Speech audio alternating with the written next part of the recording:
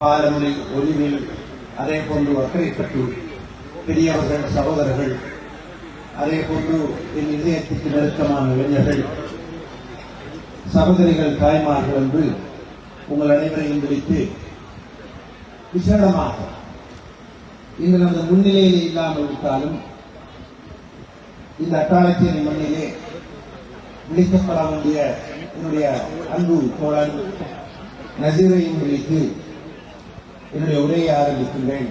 அஸ்ஸலாமு அலைக்கும் வரஹ்மத்துல்லாஹி வபரகாத்துஹு. என்னுடைய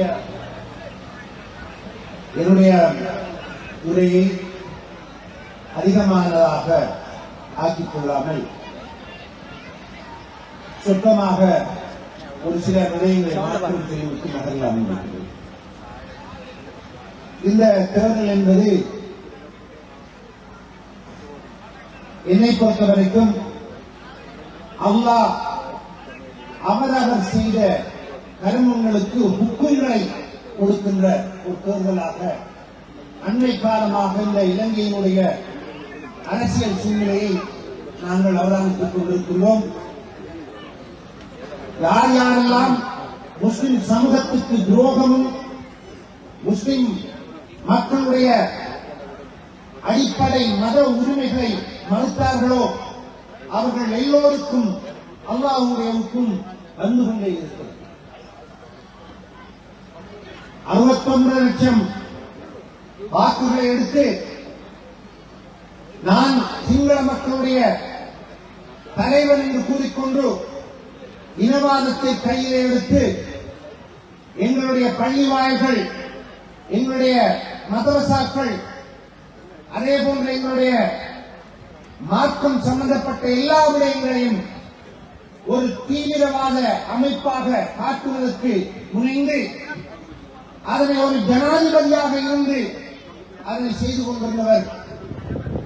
அது மாத்திரமல்ல, எங்களுடைய ஜனாசாக்களை எரித்தவர்.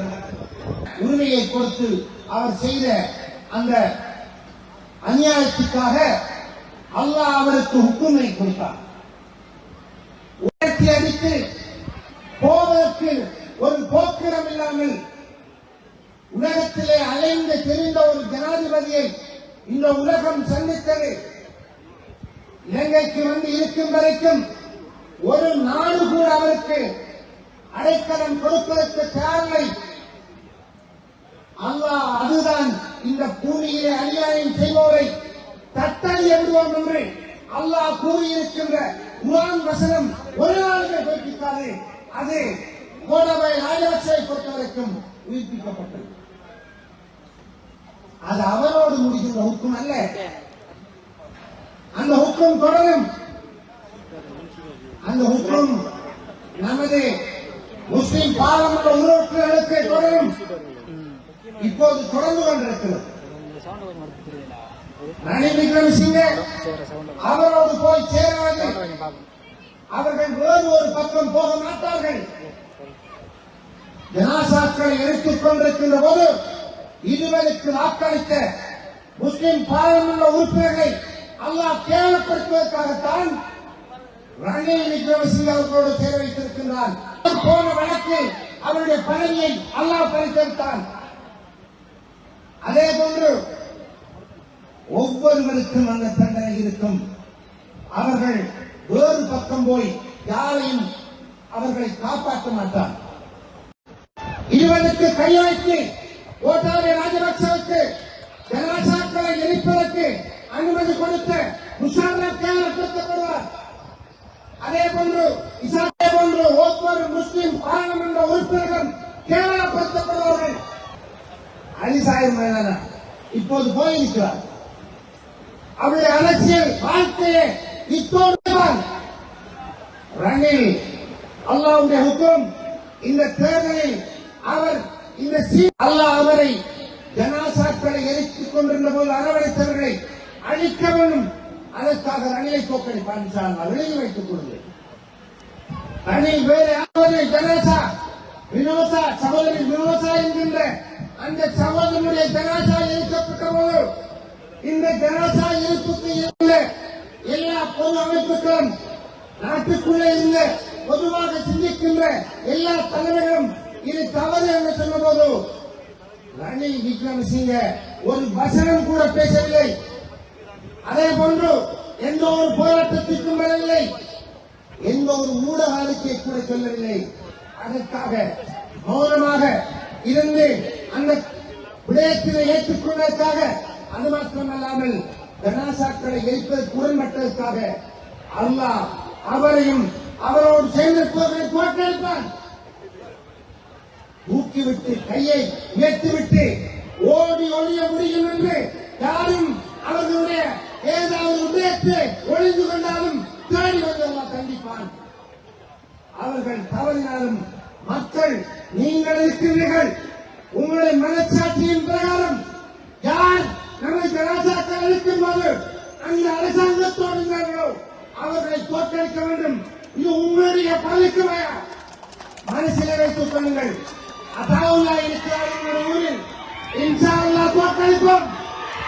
அல்லாஹ் மீது ஆணையாக தோற்கடிப்போம். அல்லாஹ் அவரை கேவலப்படுத்தி இருக்கிறான்.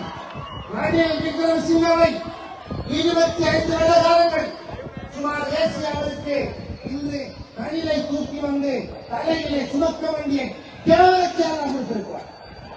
இதைவிட என்ன கேவலம் அவருக்கு வேண்டும்?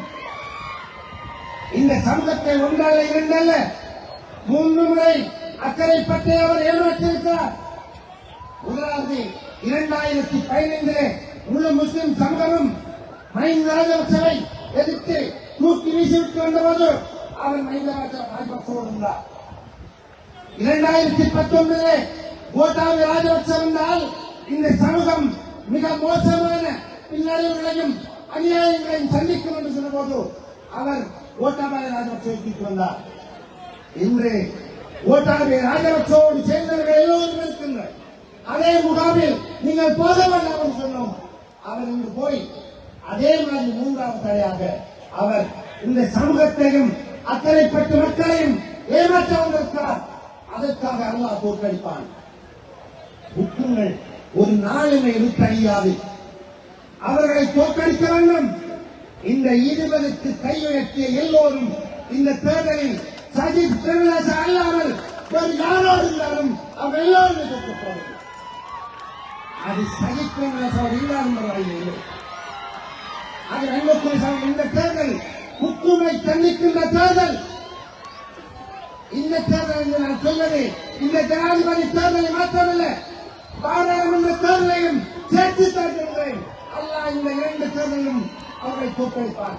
அவர் அன்புக்குரிய சோழர்களே, அதிகமாக பேச முடியாது. இந்த ஹுக்கும்களை கொடுப்பதற்கு உங்களுடைய கைகளிலே வாக்கு இருக்கின்றது. இந்த வாக்கை இந்த ஜனாசாக்கள் எரிக்கப்பட்ட போது நமக்காக பேச முன்வராத சக்திகளை தோற்கடிப்பதற்கு, அதே நேரம் ஜனாசா எரிக்கப்பட்ட போது கனத்த நெய்யாளர்களுக்கு முன்வந்து நமக்காக முஸ்லிம் சமூகத்திற்காக தன்னுடைய சின்ன வாக்குகள் பறிபோனாலும் பரவாயில்லை என்று தலை நிமிர்ந்து வந்திருந்த சஜித்துக்காக வாக்களியுங்கள். ஏனென்றால் நன்றியை நாம் மறக்க முடியாது. அதே போன்றுதான் பாலஸ்தீன பிரச்சனைக்காகவும் தைரியமாகவும் வந்த ஆர்ப்பாட்டம் செய்தார். இப்படி எத்தனையோ விடயங்கள் இருக்கிறது. ஒவ்வொருவரும் ஒவ்வொரு கோணத்திலே பேசிக் கொண்டு போவார்கள். எங்களுடைய விடயம் ஒன்றுதான். நமது மார்க்கத்திலே கை வைத்தவர்கள் யாராக இருந்தாலும், நம்மோடு இருந்தாலும், வெளியே இருந்தாலும், மழையோடு இருந்தாலும், யாரோடு இருந்தாலும் இன்ஷா அல்லாஹ் வாக்குகளை கொண்டு